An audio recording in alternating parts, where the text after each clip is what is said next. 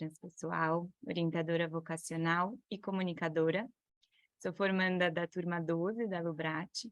Eu atendo na Humanamundi, que é o espaço clínica da Cris, que fica na Vila Leopoldina, e também online.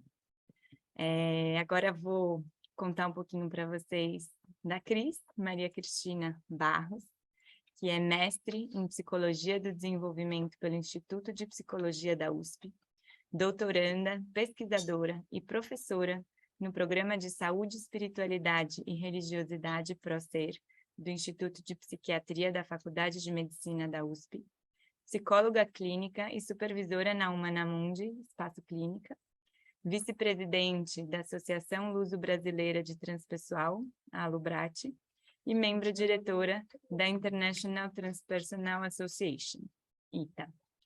Cris, muito bom ter você aqui com a gente, um grande prazer, seja bem-vinda. Estamos muito felizes de receber você por aqui. Eu é que agradeço, estou muito feliz de estar aqui. Esse é um momento bastante auspicioso para mim, porque eu venho falar sobre estados de consciência hoje, e na terça-feira eu vou, se Deus quiser e tudo der certo, defender o meu doutorado depois de 4 anos. A Magali sabe o que é esse percurso, que parece que a gente tem uma montanha para subir, que é tão íngreme que não chega nunca, né, Magali? E vou te falar, né, a gente pena pra caramba, mas finalmente vai chegar esse dia e eu estou um pouco nervosa, mas esse encontro aqui de alguma forma acalma meu coração, porque eu tenho um gostinho de estar em casa, de estar na minha casa, né? Então isso é muito especial. Eu agradeço a Vera, agradeço a todos queridos que me acompanham aqui e peço que a gente possa, nesse momento, se lembrar de um momento bonito da nossa vida. Eu vou colocar brevemente uma música, vou tentar, né, compartilhar com vocês uma música que não por acaso, talvez, não sei quem, além de Freud, pode explicar isso, tem a ver com um pássaro que voa. E eu não sabia de nada da apresentação da Vera, isso não tinha sido combinado. Mas essa música chama-se The Lark Ascending, que quer dizer a cotovia, o voo da cotovia. Não é uma pomba, mas quase lá, né?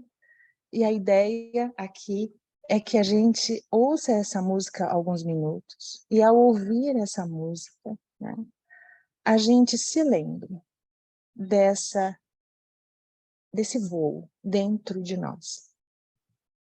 E esse voo, ele se refere a um momento na nossa vida que foi singular, um momento em que tudo estava no seu lugar, um momento em que a gente se sentiu pleno, a gente se sentiu na abundância, a gente sentiu que estava tudo certo, a gente sentiu uma conexão com tudo, a gente de alguma forma sentiu amor.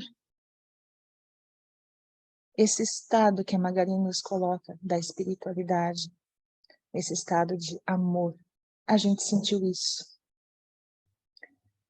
E cada um, na sua história, talvez tenha alguns desses momentos para se lembrar. Eu gostaria que vocês se permitissem se recordar nesse momento, agora aqui, de uma experiência como essa, uma experiência de plenitude. Então eu vou colocar aqui, vou tentar, né, colocar aqui a música, vou pedir para me habilitar aqui a compartilhar. Já está, Cris. Aqui está dizendo que está disabled, que não estou habilitada por algum motivo. Não sei por quê. Consegue ver isso? Cris, se você quiser passar o nome da música, a gente pode pôr por aqui também. Eu vou passar, então. Eu vou passar aqui pelo Spotify, tá? Chama-se, aqui, ó, The Lark Ascending. Deixa eu ver aqui se eu consigo. Aí você passa para mim.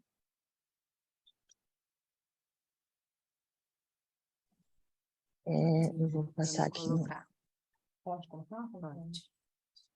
Você achou? Sim, vamos colocar agora, Cris. Isso. Então ouça.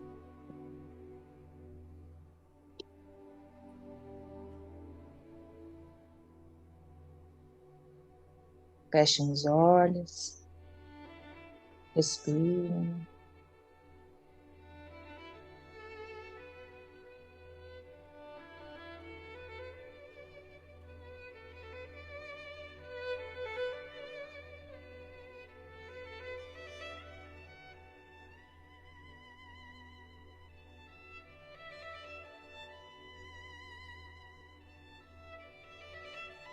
Vão permitindo que esse pássaro saia da sua gaiola e vá subindo, voando.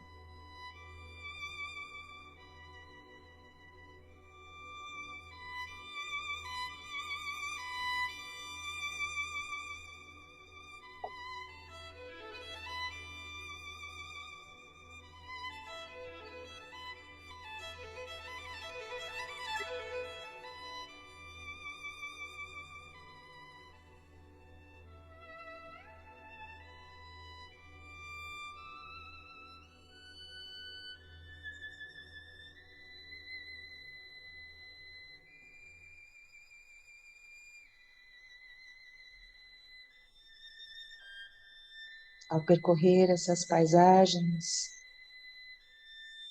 vai percebendo que essas paisagens são eventos da sua vida que vão passando e você vai revivendo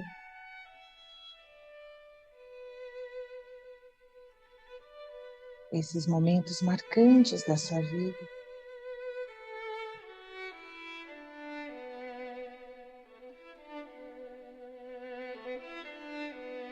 E você voa livre, asas abertas, peito aberto.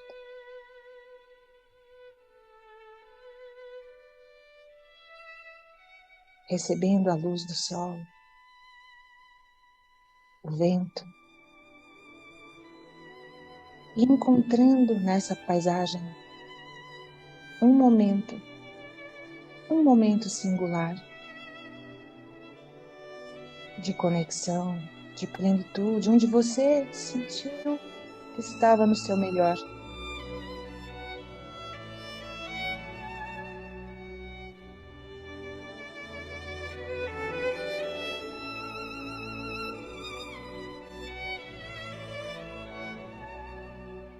Que tudo estava certo.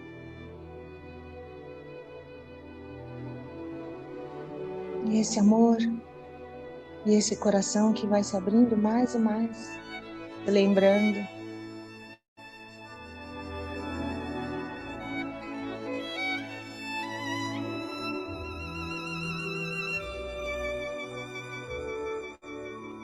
essa plenitude, esse ser, o que se é, acolhido, acolhida.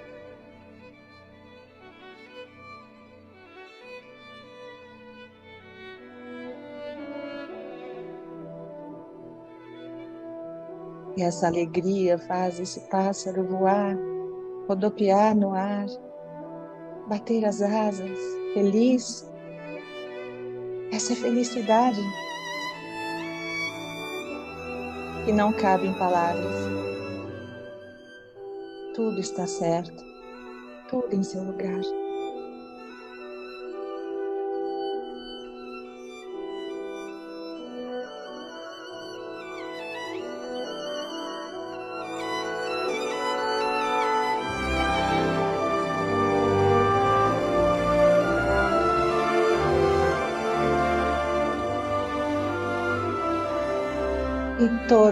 E tudo faz parte. Essa alegria contamina, contagia todos à sua volta. Todo mundo, tudo no mundo brilha de um jeito diferente agora. Tudo está certo, tudo em seu lugar.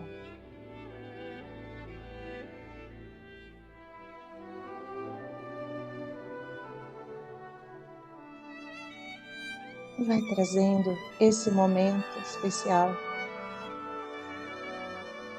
que você viveu.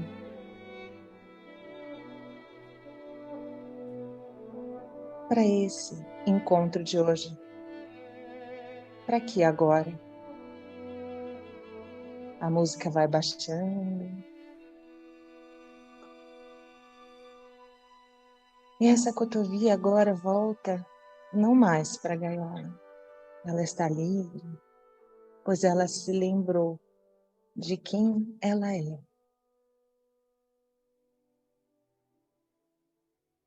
E a gente respira. E a gente respira e deixa esse coração acelerado voltar a bater com calma e tranquilidade e confiança. E a gente abre os olhos. E a gente vai, então, entendendo a importância desses estados de consciência, sobre os quais agora, então, nós vamos falar um pouquinho. Mas se vocês quiserem, eu incentivo vocês a deixarem aí algum comentário, uma palavra, qualquer coisa, impressão que vocês tenham ficado. E usem essa memória ao longo do seu dia. Reavivem essa memória como uma realidade possível, presente aqui agora. Se eu conseguir deixar esse recado para vocês hoje aqui, eu já estou satisfeita, não preciso falar mais nada. Mas eu preparei alguns slides. Eu queria pedir, então, que a Rafaela me ajudasse, que eu estou com uma tecla do meu computador um pouco travada. Então, ela vai me ajudar a passar os slides. Obrigada, Rafaela. Pode passar o primeiro. Então, gente, a primeira coisa, né? A importância desses estados alterados de consciência como uma forma da gente entender de como a espiritualidade, essa dimensão espiritual sobre a qual a Magali falou, né? Como ela se relaciona com a nossa materialidade, como a mente e o cérebro se relacionam. É interessante a gente saber que vários estudos já foram feitos, especialmente na área da antropologia, dizendo, né, que 84% das sociedades no mundo apresentam, referem, relatam pelo menos um tipo de estado de alteração de consciência. Nós estamos falando de algo que abrange a humanidade. E a gente também precisa entender um pouquinho alguns nomes. Estados alterados, estados não ordinários, estados ampliados, estados holotrópicos. Vocês percebem que nessa área de estudo, tudo ainda é difícil de se nomear, e não por acaso. O próprio conceito de espiritualidade e religiosidade demorou muito tempo para que a gente chegasse a algum consenso, e ainda não há um consenso absoluto sobre a definição desses termos. Aqui também, vocês vão encontrar todos esses termos, todos esses nomes para esses mesmos estados. E a gente não pode dizer que há certo ou errado, mas na ciência se prefere o uso do termo estados não ordinários. No entanto, né, na transpessoal, a gente usa muito o termo estados ampliados, porque a gente entende que se refere a estados de expansão de consciência. Já Groff vai preferir o termo estados holotrópicos, porque eles estariam voltados ao centro, eles se dirigem a esse centro maior e mais integrado, a um estado de integração. Estados alterados, no entanto, foi o termo utilizado mais propriamente, né, até pelos estudos que começaram a entender, pode passar, por favor, o próximo, né, o que seria essa dimensão, né, da consciência que revela um funcionamento psíquico que é diferente do comum, né? Então, a gente entende que, atualmente, estados alterados, a gente não gosta muito de utilizar tanto assim, porque ficou um pouco associado a algo que teria uma relação com patologia, mas não é assim, tá? Eu vou aqui usar o termo como os autores usaram, que é estados alterados de consciência, mas então fica aí essa informação para a gente poder utilizar o termo que mais convém, né? Charles Sturt foi ainda ele está vivo, ainda bem velhinho, né? Um grande pesquisador de referência na área de estados de consciência, especialmente dentro da transpessoal, né? E ele vai dizer aqui que a consciência seria como a dimensão subjetiva do funcionamento psíquico que caracteriza a relação do indivíduo com a realidade. Essa seria esse estudo, né, desse tópico, desse tema, se baseia nessa compreensão de consciência. Pode passar. Próximo.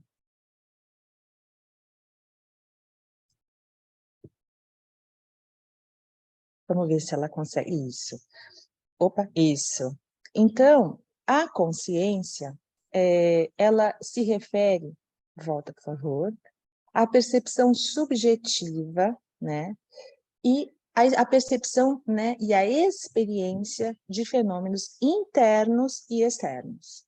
Então, esses fenômenos, gente, podem incluir, mas não estão limitados às sensações internas, né? Também a consciência percebe objetos externos.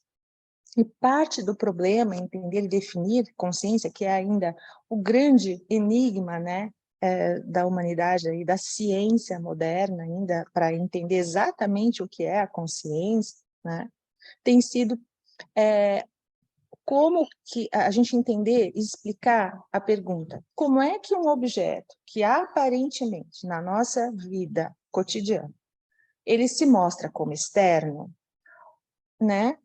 Como é que um objeto que é externo poderia produzir experiências e estados internos subjetivos, né? Como um cérebro, por exemplo, poderia dar conta da mente, né?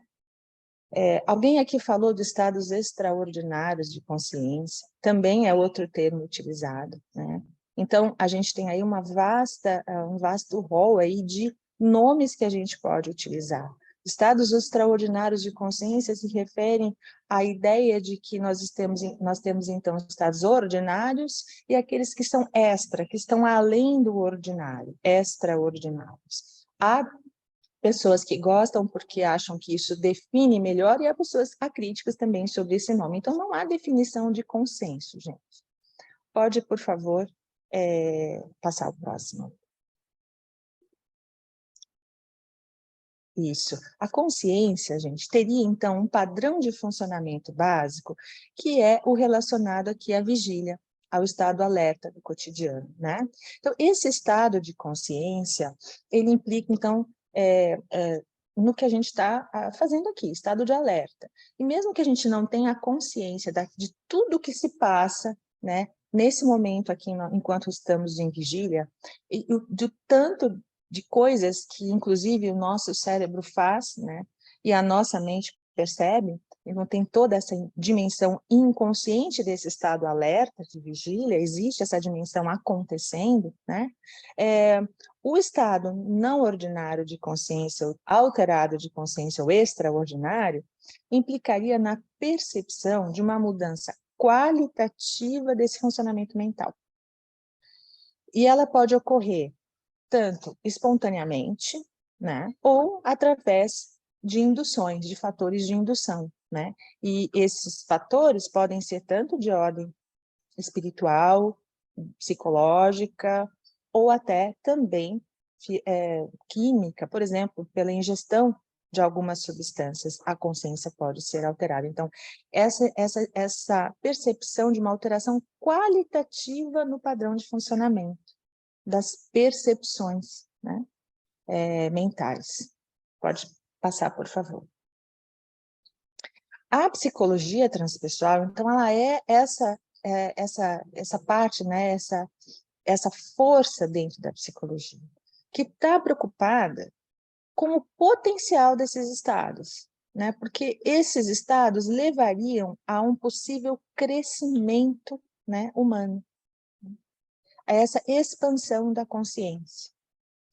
A ideia de que nós podemos, então, chegar a estados ampliados, mais elevados de consciência, que nos permitiriam essas transformações em direção à plenitude, como nós examinamos aqui no início, como a Magali trouxe, como a Vera trouxe, né? Então, a psicologia transpessoal, ela tem esse olhar. Ela diz os estados alterados, não ordinários, de consciência, extraordinários, eles nos levam essa percepção de que nem tudo é o que é e que parece que é aqui. E eles meio que nos ajudam a abrir essa gaiola. Esses estados abrem a gaiola. Agora, o voo é nosso. Pode passar, por favor. Eu vou contar um pouquinho, rapidamente, sobre a história, né, do estudo sobre esses estados. Então, já estudos arqueológicos e antropológicos vêm falando da presença ou da verificação, né, sobre esses estados de consciência já em épocas muito primitivas, na pré-história, através de artefatos de pintura, como as pinturas rupestres nas cavernas, né? E é interessante porque essas pesquisas, elas examinam povos, enfim, que ainda hoje usam essas ferramentas, usam esses artefatos, esses tipos de, vamos dizer assim, expressão desses estados através das pinturas, por exemplo, e eles, através do que se faz hoje, chegaram a algumas conclusões do que se fazia antigamente, né? Nós também podemos imaginar que isso, então, remonta a 15 mil anos atrás. Muitas das imagens que nós encontramos nessas cavernas, elas provavelmente foram influenciadas por estados de consciência não ordinários. Motivos geométricos, zigue-zagues, espirais, são arquétipos, arquetípicos, eles são também motivos que são característicos de visões, muito provavelmente, provocadas por esse tipo de estados. Até mesmo instrumentos musicais antigos, como tubos de osso de pássaro, que datam de 30 mil anos atrás, fazem a gente especular de que a música e a dança tenham sido, sim, usados na pré-história como ferramentas, vamos dizer assim, de alteração de consciência. E também, claro, né, a gente pode entender que algumas plantas já, né, naquela época, podem ter desempenhado um papel importante para que esse tipo de alteração de consciência pudesse acontecer, né? O uso de plantas psicoativas remonta ao período de até 6 mil anos antes de Cristo. Então, a gente tem sementes de papoula, cânhamo, com vários locais né, nessa época do Neolítico, na Europa, né? O cultivo de algumas bebidas que já tinham álcool, já eram alcoólicas, na Mesopotâmia, no Mediterrâneo, tudo isso 4 mil anos antes de Cristo. Então, a gente vê que a história, né, desses estados acompanha a humanidade. Pode passar, Rafaela, por favor. Na Grécia Antiga também, através, por exemplo, né, da própria adoração ao deus Dionísio, que também é o Baco, né? E nessa adoração, que era muito popular, e ela era regada por vinho, ou por hidromel, por danças. Eram rituais riquíssimos, né? Justamente de formas de alteração de consciência, né? E o que se acreditava? Que esse estado, que poderia ser um estado de êxtase produzido nesses rituais, era a forma pela qual o espírito do Deus poderia tomar posse dos corpos. Também, né, os mistérios de Eleusis, que eram muito associados à deusa Deméter, né, na Inglaterra, a deusa da terra, a Deméter, e representam, então, também rituais onde provavelmente se chegava a estados não ordinários de consciência, né, e esses tipos de ritos foram considerados como reuniões religiosas mais importantes da época, e foram praticados aí por quase 2000 anos, ininterruptamente.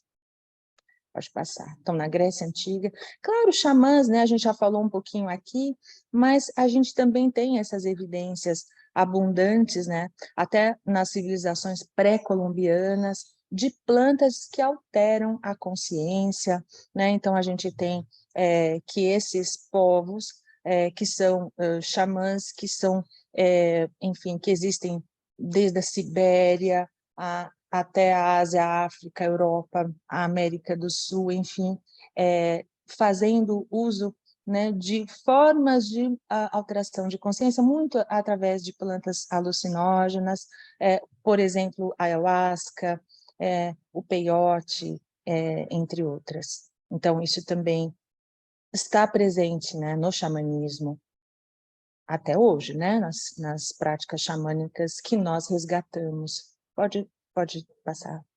Através da yoga e da meditação, obviamente, né, através do próprio hinduísmo e o budismo primitivo, ou seja, 400 anos antes de Cristo já falavam, já traziam essas disciplinas que eram empregadas principalmente como uma forma de purificação, né? Ou seja, através do yoga e da meditação, existia uma questão, claro, espiritual, que o objetivo era, então, a união com os estados superiores espirituais. E, então, eles diziam, essas tradições, né, podem permitir que a atividade da mente se estabeleça e desapareça inteiramente, os conteúdos mentais desapareçam, para que a natureza interior fundamental, independente de todos os conteúdos da consciência comum, possa ser experimentada com clareza. Olha que coisa linda e como é muito similar ao que a gente vem falando aqui na psicologia transpessoal. Não por acaso. A psicologia transpessoal, ela bebe, né, dessas tradições também orientais. Então, o yoga e a meditação, como práticas que têm um registro histórico muito antigo, mas práticas de tecnologias espirituais, vamos dizer assim, para alteração de consciência, utilizadas até hoje. Pode passar.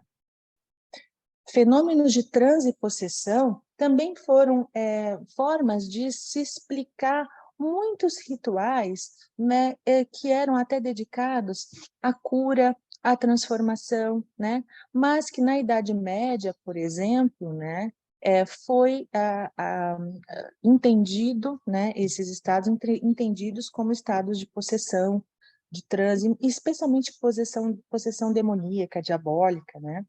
Então, foram construídas crenças nesse sentido, que são adotadas até hoje em muitas culturas, né? E as interpretações, muitas interpretações de textos da Bíblia, também empregam uma estrutura explicativa que traz essa questão desses estados de consciência como, na verdade, possessão ou estado de transe, né? Então, isso também faz parte, né, do que a gente entende por estados de consciência, alterados de consciência, como a gente explica no Ocidente, especialmente, né, como essa questão da possessão e do transe acabaram imprimindo para nós ocidentais uma forma explicativa, trazendo uma forma de explicação que nós utilizamos bastante, inclusive trazendo, vamos dizer assim, inspiração para muitas das religiões e das crenças de algumas religiões que são muito populares, né? Mesmo como, por exemplo, até mesmo o espiritismo, a Umbanda, né? E outras religiões de matriz africana, onde alguns elementos, né, desses estados de transe foram incorporados, né? Então, mas isso é anterior, isso remonta à Idade Média como uma explicação, mesmo a Igreja mesmo a próprio catolicismo, o próprio cristianismo, trazendo esses estados como estados importantes, né, que fazem parte da humanidade, da história do homem. Pode passar, por favor.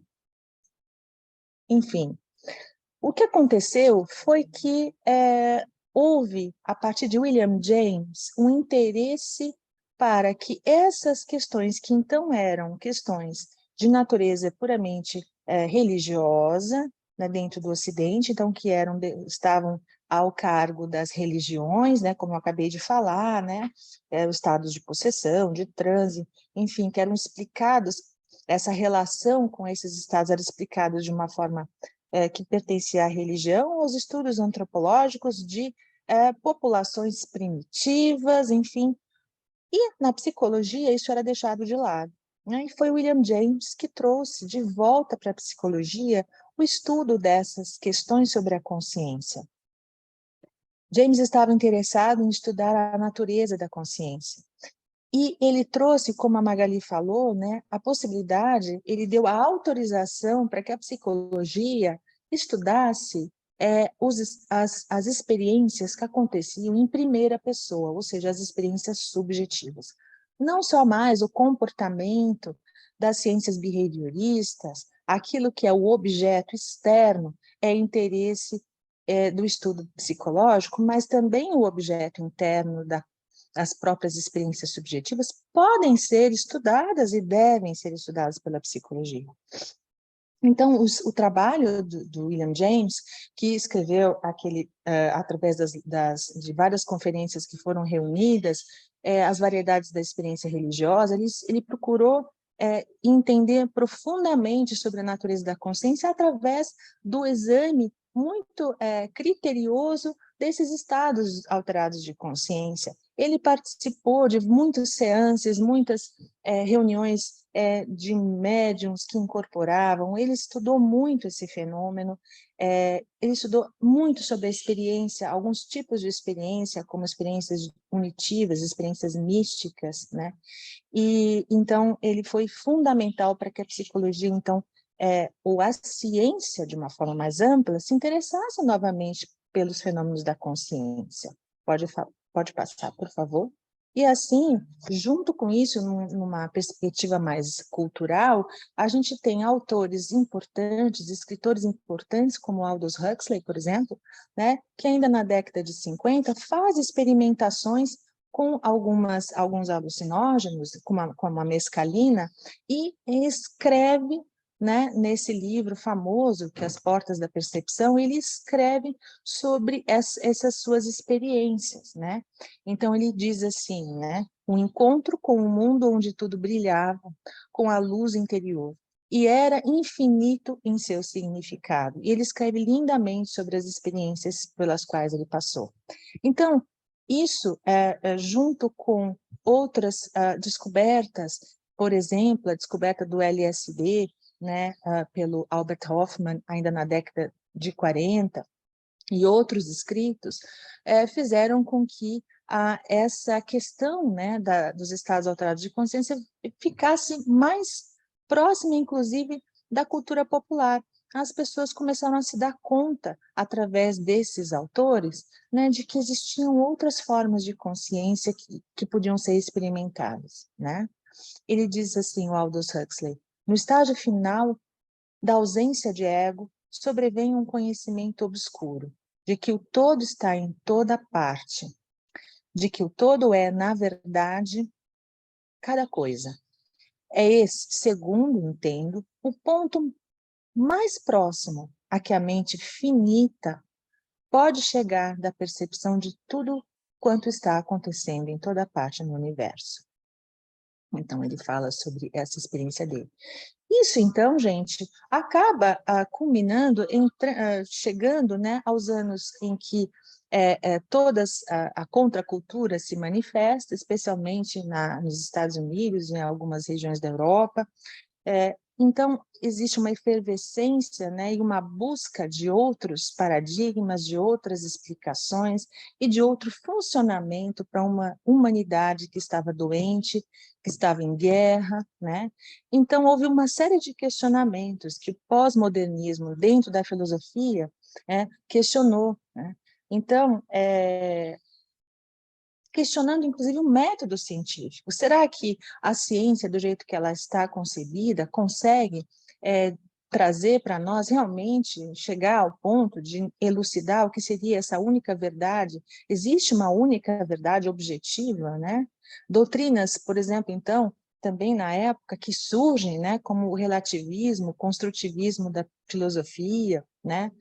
O desenvolvimento da física quântica, da ciência da computação, tudo isso, né, gerou conversas e reflexões dentro da ciência, né, uma espécie de revolução. Nas ciências sociais também, nessa época, final dos anos 50, anos 60, final dos anos 60, né, também começou a haver um advento, assim, um surgimento de novas escolas, né, especialmente a psicologia humanista e a transpessoal através de Maslow e colaboradores e outros colaboradores junto com ele, onde eles esperavam se afastar desse modelo, né, como vocês sabem, mais comportamentalista, né, e muito reducionista, né, do ser humano, dessa visão de homem, em direção a uma maior exploração da consciência e dos estados ampliados de consciência. Então, Abraham Maslow, Charles Tart, Groff, né? Todos eles e muitos outros começaram então a dar passos nessa direção, né? Tanto da pesquisa quanto da prática clínica relacionada a esse trabalho com estados alterados de consciência. Pode passar, por favor.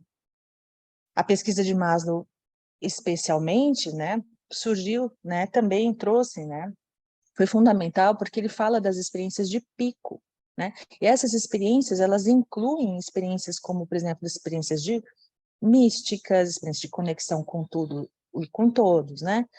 Há experiências de êxtase, essa sensação de êxtase, né? Então, são experiências muito, como o nome diz, culminantes, né? Que estimulam as pessoas em direção a estados, então, avançados do desenvolvimento, né? E para ele, né, nas palavras dele, seriam momentos de maior felicidade e realização. E inclui, então, fenômenos, como eu falei, experiências estéticas, estáticas, místicas, criativas, tá? E, então, a psicologia assume, através da transpessoal e através de Maslow e toda essa pesquisa que ele faz, esse interesse por esses estados. E pequena sensibilização que eu fiz com vocês no início é nessa direção. Maslow traz essa pergunta, né? Na pesquisa que ele fez, e a transpessoal traz essa pergunta na clínica, né? Para as pessoas que estão ali com esse senso de fragmentação, identificados com um eu fragmentado, um eu doente e reduzido, preso nessa gaiola, né? A pergunta de que, peraí, você se lembra de um dia, de um momento em que você estava ali se sentindo pleno, no pleno potencial da sua realização, onde tudo parecia ser correto, certo, maravilhoso, e tudo abundava, né? Então, essa é uma das orientações que a gente procura trazer dentro da clínica. A gente sempre está atento à possibilidade de trazer esses estados presentes a partir da indução de experiências que levem à ampliação da consciência. Pode passar, por favor, eu já estou terminando. Estados, então, alterados de consciência podem revelar o amplo leque de potencialidades humanas, trazendo implicações para os estudos sobre as relações entre mente e o cérebro.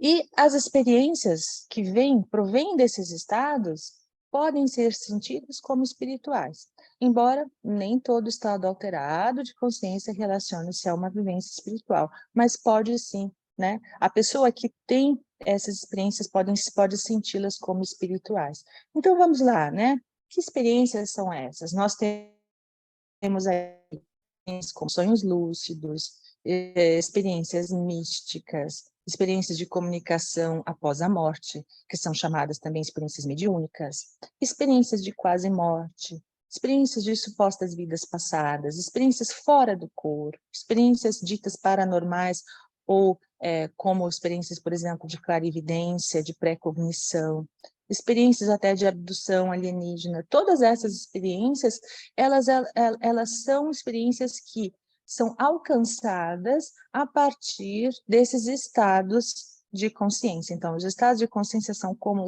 as portas dessa percepção que se abrem para que a gente entre nessas experiências e vivencie, né, o potencial desses estados, e cada experiência vai ter uma fenomenologia um pouco diferente, né?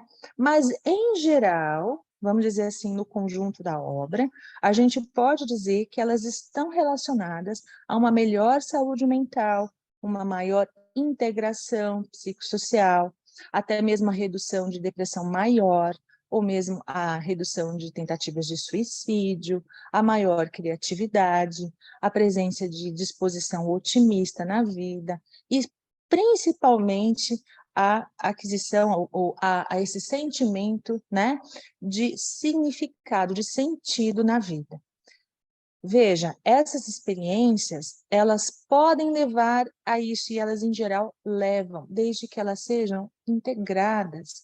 E, para isso, é muito importante que a gente tenha um ambiente acolhedor a essas experiências. Por isso, a psicologia transpessoal é tão especial, porque ela não só favorece, né, através das nossas práticas, nossas técnicas, enfim, na nossa visão de homem e de mundo, ela não só favorece esses estados de consciência para que as pessoas possam sair dessa gaiola, mas também, né, elas permitem às pessoas que possam falar sobre essas experiências que são muito prevalentes.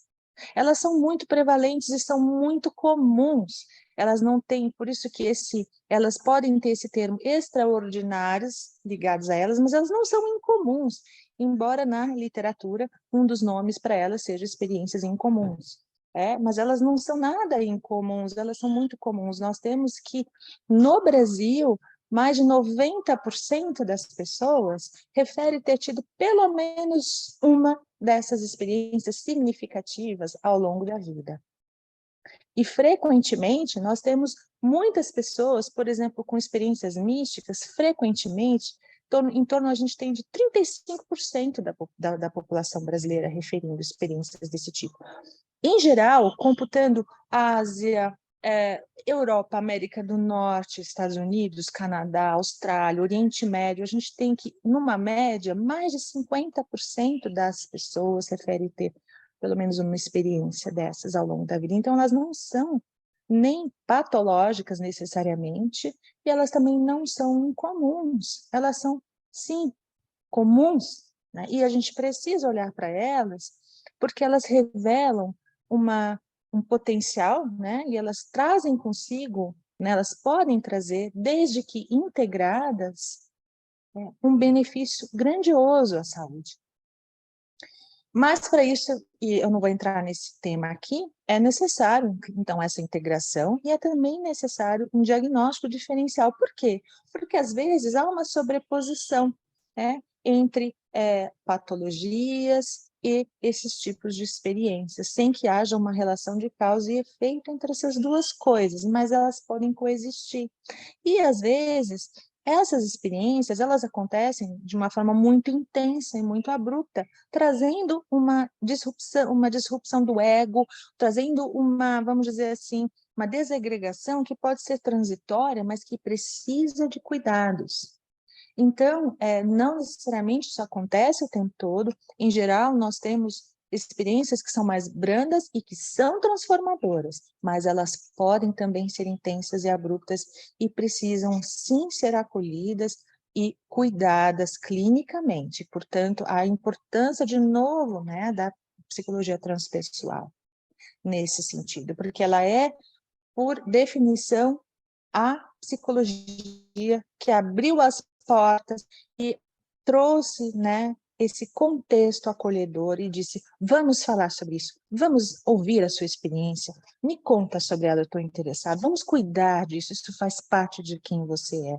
Mais ainda, isso vai levar você e pode levar você a um estado, a uma percepção desse estado mais autorrealizado, mais integrado de si mesmo, menos fragmentado, mais saudável, né? A última, por favor, ou penúltima, por favor, a próxima. Então, uma dessas experiências, para vocês terem uma ideia, traz sensação de conexão, né, a experiência mística, sensação de conexão com tudo e todos no universo, sensação de amparo e amor incondicional. As pessoas que têm essas experiências têm uma sensação de que, puxa vida, aquela realidade, essa realidade que eu estou sentindo é mais real do que a que eu sinto todos os dias. Tem algo ali, porque eu estou sentindo que é muito real. Não é sonho, não é ilusão. Uma aceitação, então aquela sensação de que não, está tudo certo, está tudo como deve ser, não mudaria nada. Uma qualidade noética, ou seja, a revelação de um conhecimento superior que vem pronto, né? Um novo olhar, e isso é muito importante, eu tenho usado muito isso nos meus atendimentos, né? Um novo olhar sobre a morte, sobre as perdas, sobre o luto. Esses estados de consciência que abrem a porta para essas percepções e trazem experiências como essas, experiências místicas, por exemplo, experiências de contato com pessoas que já morreram, né? São experiências e são estados que podem trazer um benefício no cuidado, por exemplo, em pacientes enlutados, né? Mesmo que eles não tenham crenças, porque, como a Magali falou, isso independe. Todas essas questões que eu estou falando e essas experiências que são colocadas por a maioria das pessoas, né, no Brasil e em todos os países do mundo, não tem a ver com religião. Elas acontecem independentemente das crenças religiosas. Então, não importa se aquele paciente acredita em vida após a morte ou não, mas quando ele tem uma experiência de expansão de consciência e ele parece que ele tem um contato com algo que significa aquela pessoa que já se foi, né, ele muda.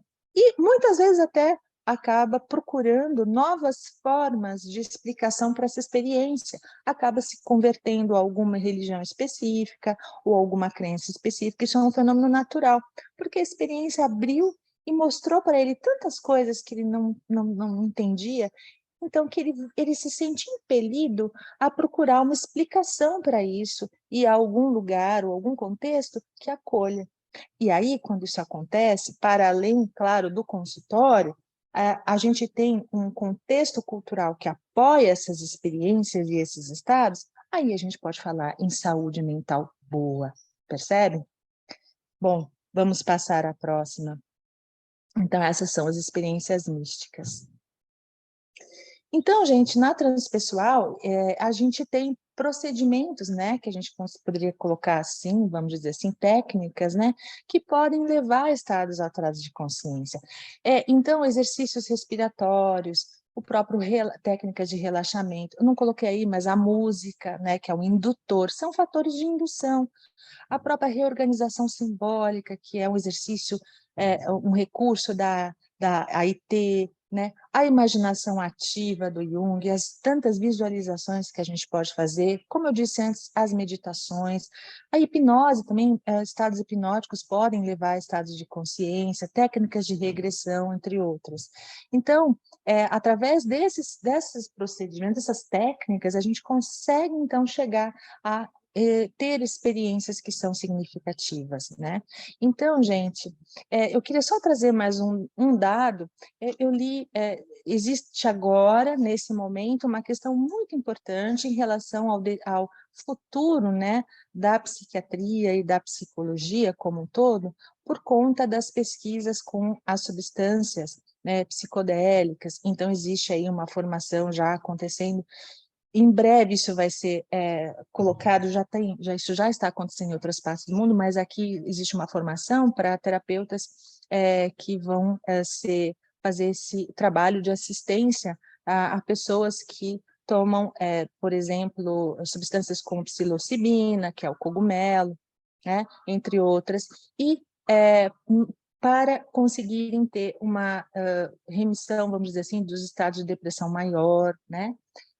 Estados terminais de câncer a pessoa perde o medo de morrer. Então, através dessas substâncias, já é provado que existe, sim, uma melhora significativa, claro, dentro de um protocolo cientificamente estudado, com muito critério, né? Onde os terapeutas, então, assistem, né, essa indução através das substâncias e ajudam a pessoa a integrar as experiências. Bem, o que eu quero dizer aqui é que, tudo bem, isso parece que é algo, assim, que está... um novo momento, né? Com muitas perspectivas interessantes da psiquiatria, porque vai ajudar no combate a doenças como a depressão maior, que são refratárias a todos os tipos de medicação. Realmente parece ser um caminho promissor e que conversa com a transpessoal. Mas sabe de uma coisa, gente? Existe um estudo que foi feito em ratos e que agora está sendo replicado, está sendo ainda conduzido, ainda não terminou, mas eu queria trazer aqui, que diz o seguinte, olha que interessante. Havia 2 grupos, pessoas que tomaram psilocibina, né, que dá essa experiência mística, causa essa experiência mística, tá? E pessoas que foram assistidas, né, nesse protocolo, e o outro grupo eram pessoas que tomaram a psilocibina, mas também ingeriram uma medicação para apagar a memória. Então, o que aconteceu? Os 2 grupos tiveram experiências místicas, no entanto, o grupo 1 lembrava-se dela, o grupo 2 não se lembrava de nada. As experiências, na verdade, as substâncias, elas fizeram lá o seu trabalho dentro do cérebro, mas o resultado preliminar parece sugerir que o que importa para um desfecho positivo, de fato, é a narrativa, a interpretação e a experiência. Quando você perde a memória e não consegue contar e falar e integrar conscientemente essa experiência que você teve, o desfecho parece não ser tão bom. E isso, eu fiquei animada, porque isso fala da transpessoal e da nossa possibilidade de trabalhar através dessas técnicas que nós conhecemos, cuidadosamente, com formas realmente de trazer, ainda que de uma forma menos intensa do que com psicodélicos, mas formas de mimetizar, né, essas experiências, por exemplo, as experiências místicas, ou aquelas que vocês se recordaram no começo dessa apresentação, né, e produzir resultados. Por quê? Porque o que importa é você se apropriar dessa experiência, entender, interpretá-la, trazer para ela um contexto dentro da sua vida, um significado, fazer essas 7 etapas que a IT coloca, né, com relação a esse estado de consciência, a experiência que você alcançou. E isso promove, sim, transformações profundas, né, e cura. Então, talvez a gente pense num primeiro momento que, sim, os psicodélicos são essa tecnologia de ponta que está aí à disposição. Mas vamos pensar que a transpessoal, sem necessidade de nenhum indutor, como nenhuma substância, vem fazendo exatamente isso desde o seu surgimento. Então, esse é o meu recado, né? Um recado de uma pessoa que, cada vez que estuda mais profundamente, mais se apaixona pela transpessoal. Então, eu queria terminar aqui com com essa vontade de trazer para vocês, né, esse chamado, né? Vamos caprichar, né, na hora de fazer uma indução a um estado de consciência e vamos conhecer mais sobre a natureza dessas experiências. Elas são muito reveladoras, elas são muito libertadoras. Eu vou só ler a última... Pode trazer o último slide, Rafaela, só para eu ler, que isso o Charles Tatt coloca lindamente. avançar no estabelecimento das ciências que levam em consideração uma cartografia da consciência mais abrangente e treinar terapeutas, e não apenas para entender, mas para empregar esses estados para o melhoramento da humanidade, continua sendo uma tarefa da psicologia transpessoal. Eu agradeço a atenção de todos, e se quiserem fazer alguma pergunta, estou aqui. Obrigada.